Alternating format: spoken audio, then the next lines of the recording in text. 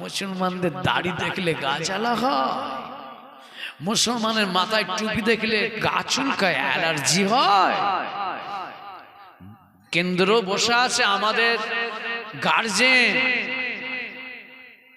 নরেন্দ্র মোদী সাহেবকে বলুন না দাড়িটা কেটে ফেলতে, গা চুলকাই নে, অ্যালার্জি হয় না।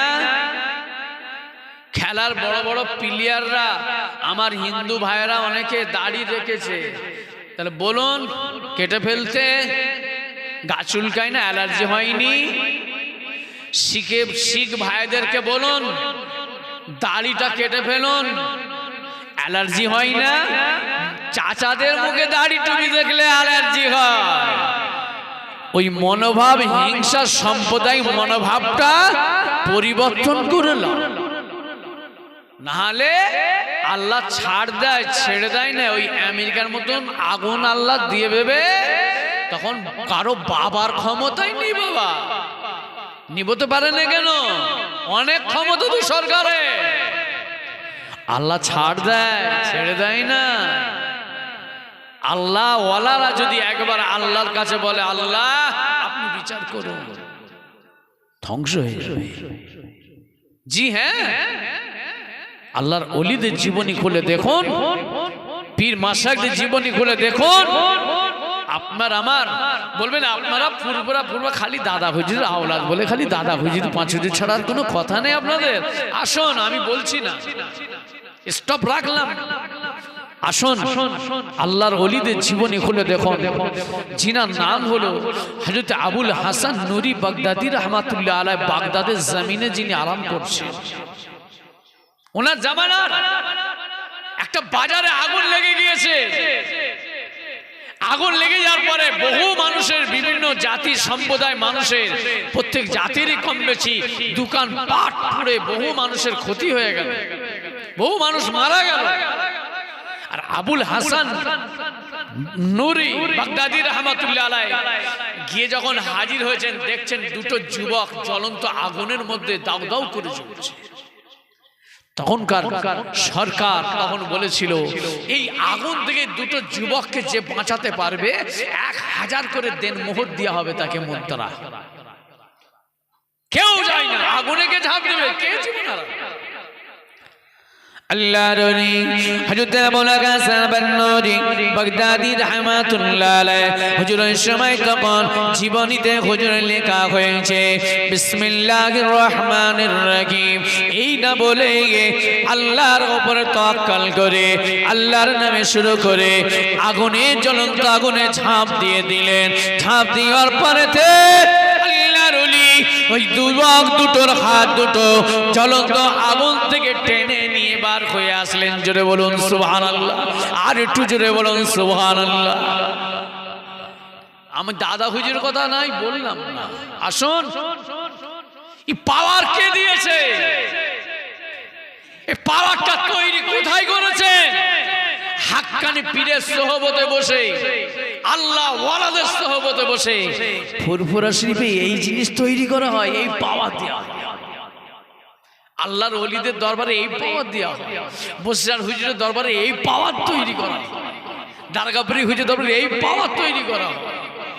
ভাই, চোখ যদি কানা থাকে, কান যদি কালা থাকে, কল্প যদি মরা হয়, তাহলে আমি পাবো না।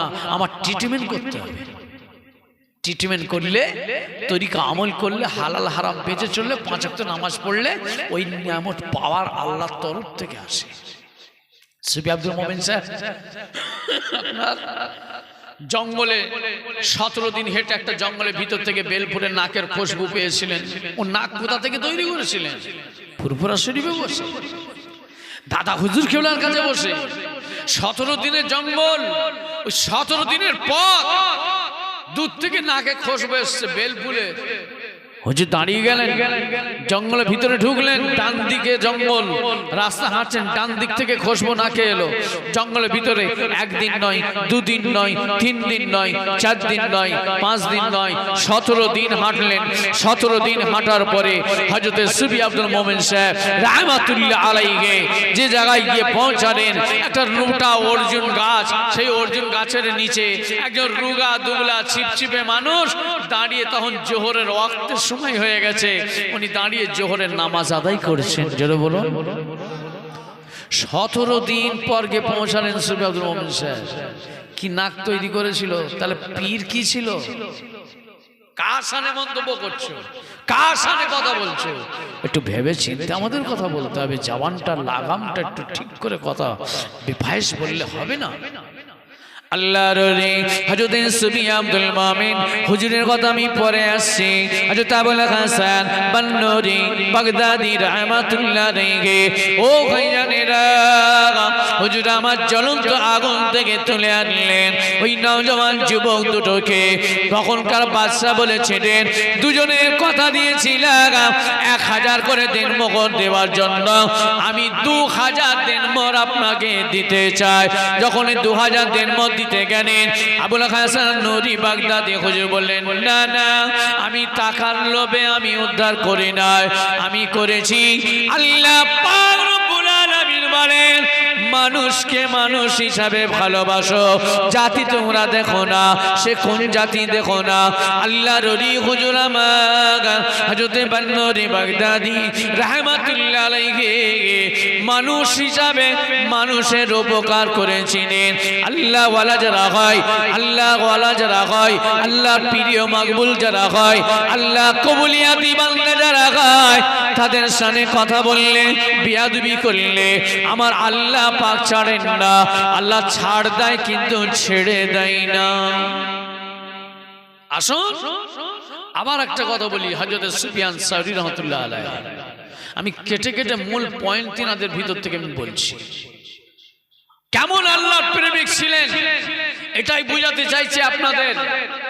আপনারা নাম শুনেছেন সুফিয়ান সাউরি রাহমাতুল্লাহ আলাইহি, যিনি সৌর শব্দের অর্থ হলো আল্লাহর গোলাম, বলদ। সৌর শব্দ অর্থ হলো বলদ, আল্লাহর গোলাম, দাসত্ব।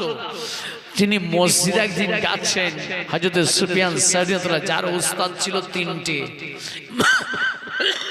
শেষ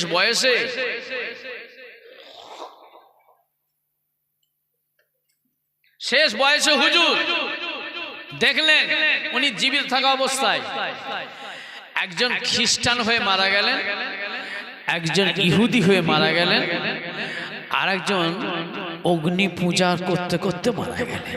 জিনাদের কাছ থেকে সুফিয়ান সাউরি হুজুর এলেম শিখেছেন, জাহিরি এবং বাতিনি। সুফিয়ান সাউরি হুজুর একজন ফাকিহ ছিলেন, একজন মুস্তাহিদ ছিলেন, একজন জবরদস্ত আল্লাহর ওলি মুজাহিদ ছিলেন। তিনাদের কাছ থেকে, যাদের কাছ থেকে শিক্ষা অর্জন করেছেন, তিনার সেই 3টে উস্তাদ তিনার জীবনে হায়াতে জিন্দেগিতে দেখছেন অত বড় বড় হাস্তি শেষবেলায় গোমরা হয়ে 3টে দল গোমরা হয়ে চলে গেল। একজন অগ্নি পূজা করতে করতে মারা গেলেন, একজন ইহুদি হয়ে মারা গেলেন, আর একজন আপনার খ্রিস্টান হয়ে মারা গেলেন। সুফিয়ান সাউরি হুজুর এই চিন্তা করতে করতে করতে করতে হুজুরের পিঠটা পুরো বেঁকে ধনুক হয়ে গেছে। হুজুরকে জিজ্ঞাসা করা হয়েছিল, হুজুর আপনার পিঠটা এত বেগে ধনুক হয়ে গেছে কেন? বলে, আমার এই 3টে উস্তাদ যাদের কাছ থেকে জাহিরি বাতিনি এলেম শিক্ষা অর্জন করেছি, তিনারা শেষ জীবনে যখন দুনিয়া থেকে যাচ্ছেন, তখন তিনারা একজন ইহুদি হয়ে মারা গেল, একজন খ্রিস্টান হয়ে মারা গেল, আর একজন অগ্নি পূজা করতে করতে মারা গেল। আলেম হলেই হবে না, কথাবার্তারা খুব আল্লাহ রাসূলের শানে ছোট বড় মন্তব্য কথাবার্তারা খুব বুঝে সুঝে বলতে হবে। এমন কথাই না ঈমান না চলে যায়, কিন্তু কুল পাবে। আল্লাহর ওলি মাহবুব প্যারা বান্দা হযরত সুফিয়ান সাউরি রাহমাতুল্লাহ আলাইহি একদিন মসজিদে গেলেন, মসজিদে নামাজ পড়তে যাচ্ছেন। মসজিদের ভিতরে যখন প্রবেশ করেন, ডান পা আগে দিতে হয়, প্রবেশ করার সময়, পার হবার সময় বাম পা। হযরত সুফিয়ান সাউরি রাহমাতুল্লাহ আলাইহি ডান পাটা আগে না দিয়ে ভুল মিস হয়ে গিয়েছে, স্লিপার হয়ে গিয়েছে, বাম পাটা দিয়ে ফেলেছেন। আল্লাহ তরফ থেকে আওয়াজ এলো, এ সওর, তোমার পাটা তুমি ঠিক করে ফেলো। জোরে বলুন সুবহানাল্লাহ। চলার পথে ত্রুটি হয়, আল্লাহ তরফ থেকে ইশারা হয়েছে। এই পাওয়ার কোথায় তৈরি করেছিলেন? পীরের কাছে বসে সহবতে। সুফিয়ান সাউরি রাহমাতুল্লাহ আলাইহি 50 বছর তিনি পীরের কাছে যখন কাটালেন, 50 বছর পরে বললেন, তোমাকে এখনো তুমি আমার কাছ থেকে কিছু নিতে পারলেন না। 50 বছর পরে পীর বলছেন, তুমি আমার কাছ থেকে এখনো কিছু নিতে পারলে না। দাদা হুজুর যেমন বলেছিলেন হায়াতি থাকা অবস্থায়, যে আমি আবু বকরকে মনে হচ্ছে বাতিনি এলেমটাকে নিয়ে আমাকে কবরেই চলে যেতে হবে, কেউ নিতে পারলো না। এই কথাটা নহজ কেবলার কানে বেজেছিল।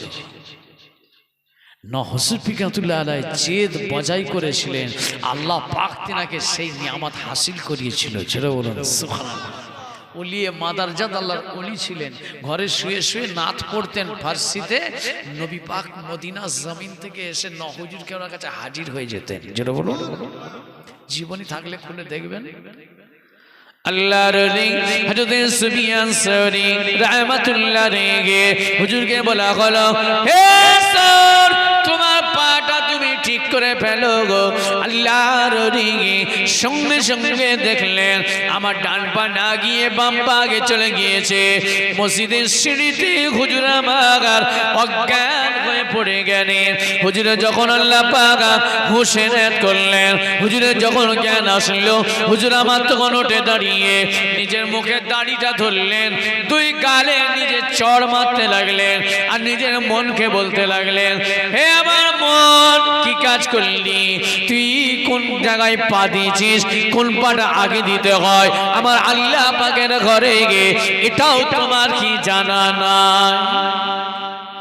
আর এক তারিখে হুজুর আমার রাস্তা দিয়ে যায়, জমিনের ওপর দিয়ে হাঁটেন, দুই ধারে জমিনে মানুষের ফসল। হুজুর আলের ওপর দিয়ে যায়, আলের ওপর দিয়ে হাঁটতে হাঁটতে হুজুরের একটা পা জমিনে ফসলের ওপর পড়ে যায়। ওই সময় আল্লাহ তরফ থেকে আওয়াজ আসে, হে সাগর, পাটা ঠিক করে ফেলো গো, তোমার পা পড়ার কারণে একজন মানুষের ফসলের ক্ষতি হয়ে যাবে, এটা আমি আল্লাহ পছন্দ করি না। হযরত সুফিয়ান সাউরি রাহমাতুল্লাহ আলাইহি সঙ্গে সঙ্গে আবার আলের ওপর দিয়ে হাঁটতে লাগলেন। জোরে বলুন সুবহানাল্লাহ। এই জিনিস পাওয়া তৈরি হয় আল্লাহর ওলিদের দরবারে। মাদ্রাসায় কি শিক্ষা দেয়া হয়? আপনাদের মাদ্রাসায় কি শিক্ষা দেয়? জঙ্গি ট্রেনিং দেয়া হয়? হ্যাঁ, বলছে মাদ্রাসায় জঙ্গি শিক্ষা দেয়া হয়। ওরে হতভাগা, খুব বেশ, মাদ্রাসায় জঙ্গি যদি তৈরি হয়, একবার গিয়ে চোখ খুলে ভালো করে গিয়ে দেখে এসো, জঙ্গি তৈরি হয় না, মানুষ তৈরি করার কারখানা তৈরি, মানুষ গড়ার কারখানা। জাতিকে সম্মান করা, যে কোনো জাতি ও মানুষ হিসাবে মানুষকে ভালোবাসা। ভাঙন ধরেছে অনেকক্ষণ ধরে, ওটা থেকে দুজন দুজন দুজন দুজন দুজন দুজন আস্তে আস্তে ভাঙতে ভাঙতে খালি হচ্ছে। আমি যা বললাম ওটা দেখছেন তো, এবার মেলান, এবার আমি নামার পরে আরো কিছু ভেঙে যাবে। কথা বুঝছেন তো? এই কারণে মেজলা হুজুর কেবলা রাত 11টার বেশি জলসা করতেন না। আমাদের হুচুকে বাঙাল তো আমরা সারা রাত করতে হবে। কটা মানুষ বসে আছে আপনারা দেখেন, এর থেকে আবার ভাঙন ধরছে।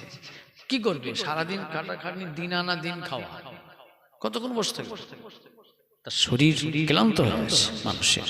এই জন্য বিশেষ করে রাত 12টা খুব বেশি হলে একটা মধ্যে দোয়া করে দিয়া, সারা রাত ভাই নামাজ পড়ো সবাই, ক্যাসেট চান।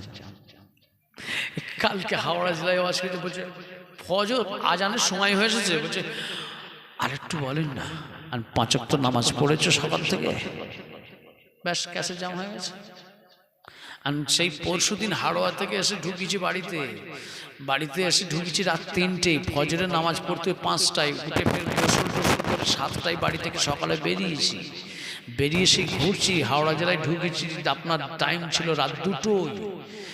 তখনও রাত ফজরে আজান হবে, তখনও বলছে হুজুর আর একটু হোক। তো ওর ঘোড়া ধরে লাড়া ধরে কি করবে? সকাল থেকে এখন তো নামাজে নামে খোঁজ নেই, হুজুর আর একটু হোক।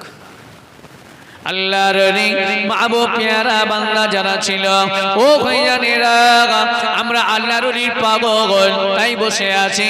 আল্লাহর ওলিদের দিওয়ানা মানুষ আপনি আমি। আল্লাহর ওলি জামানার মুজাদ্দিদুস জামান হযরত দাদা হুজুর পীর কেবলাকে আল্লাহ পাক এমন একটা নিয়ামত করেছিলেন। সুফি আব্দুল মুমিন শাহ হুজুর দাদা হুজুর খলিফা ছিলেন, তেনাকে আল্লাহ এমন একটা নিয়ামত করেছিলেন। ও ভাইজানেরা, সেই জঙ্গলের ভিতরে 17 দিন হাঁটার পরে হুজুর আমার যখন গিয়ে দেখলেন আল্লাহর ওলি জঙ্গলে জোহরের নামাজ আদায় করতে লেগেছেন। হযরতে সুফি আব্দুল মুমিন শাহ হুজুর তিনিও জোহরের নামাজ আদায় করে নিলেন। জোহর গেল, আসর গেল, মাগরিব গেল, ইশার গেল। তাহাজ্জুদের নামাজের আগে আল্লাহর ওলি জঙ্গলের ঘুরে বসলেন। আসসালামু আলাইকুম। ওয়া আলাইকুম আসসালাম। মুসাফা হলো, কদম বসি হলো। ও সুফি আব্দুল মুমিন রে, আজ থেকে 17 বছর পরে একটা মানুষের মুখ দেখতে পেলাম। 17 বছর পরে তুমি আসলে এই জঙ্গলে বসে 17 বছর কাটাচ্ছে, একটা মানুষের মুখ দেখতে পাইনি। বলে তিনারা জীবনটাকে কুরবান করেছেন। আপনি আমিও মুরিদ সিলসিলার, নামাজটাও শুধু ঠিক মতন আমরা পড়িনি অনেক ছেলেরা আমাদের। আর ওই জঙ্গলে বসে 17 বছর ইবাদত করছেন। তার পীর কে ছিল? আপনারা আমার ফুরফুরা শরীফের পীর মুজাদ্দিদুস জামান দাদা হুজুর কেবলা। জুড়ে বলুন কোথায় আমরা? আল্লাহর ওলি সুফি আব্দুল মুমিন রাহমাতুল্লাহ আলাইহি হুজুরকে বললেন, হুজুর আমি আপনার কাছে জাহিরি বাতিনি ইলম শেখার জন্য এসেছি, রুহানি দোয়া আমার পীরের অর্ডার। ও বাবা সুফি আব্দুল মুমিন, तमाम পৃথিবী জমিনে যত মাজার আছে, মক্কা শরীফ, মদিনা শরীফ, আজমির শরীফ, বগদাদ শরীফ, ফুরফুরা শরীফ, কাবুল, কান্দার, Badakhshan, Multan, Bukhara, Ruia, Syria, চীন, জাপান, আফ্রিকা জঙ্গল পর্যন্ত হুজুর আমার আল্লাহর ওলি নবী গোস কুতুব আব্দাল আরবিল্লাহ নায়েবে নবী ওরাসাতুল আম্বিয়া যত আল্লাহ ওয়ালাদের মাজার, সমস্ত মাজার জিয়ারত করা কমপ্লিট হলে বাবা সুফি আব্দুল মুমিন তুমি আমার কাছে আসবে। জোরে বলুন সুবহানাল্লাহ। তবে হেঁটে হেঁটে, কোনো সওয়ারি অবস্থায় নয়, কোনো গাড়ি চেপে নয়। দুটো লেখকের জীবনী আমার কাছে আছে। একটা লেখক জীবনী একটাই লিখছেন 22 বছর পরে ফিরেছিল, আরেকজন লিখছেন 25 বছর পরে ফিরেছিল। ছেলে মানুষই নয়। দাদা হুজুর কেবলার খলিফা সুফি আব্দুল মুমিন সাহেব পাঁকুলের জমিনে হাওড়া জেলায় শুয়ে আছে। একটা কামিনী গাছ আছে, ছালটা অর্ধেকটা সামান্য ছাল আছে, সেই গাছটা একই রকম আছে আর একইভাবে রয়েছে। চলে যান, আপনি বলুন আপনার দাদুকে খলিফার কথা বললেন, চলে যান হুগলি নবাবপুর সিংজ অন্ধ হাফেজ সাহেব হুজুর, ওখানে বড় হাফেজ সাহেব হুজুর নামে পরিচিত। ওনারও জীবনী ওখান থেকে আমি জলসায় গিয়ে জোগাড় করেছি। বড় হাফেজ ময়না ফৈজাবাদী রহমাতুল্লাহ ওনার নাম। বিহার ফৈজাবাদ থেকে উনি এসেছিলেন। ওই পুকুরে একজন ছেলেরা বিয়াদবি করেছিল, ওই পুকুরে আজও মাছ হয়। হুজুর গোসল করবো বলে কাপড় চুপ নিয়ে দাঁড়িয়ে আছে, ছেলেরা পানি গুলাচ্ছে, হই হই করছে, যেমন ফচকেরা ছেলে মানুষরা করে। বাবা আমি গোসল করবো, বা তোরা উঠাই পানিটাকে গুলোস। কে কার কথা শোন? আজও সেই পুকুরে মাছ বলি। আজান খোদা।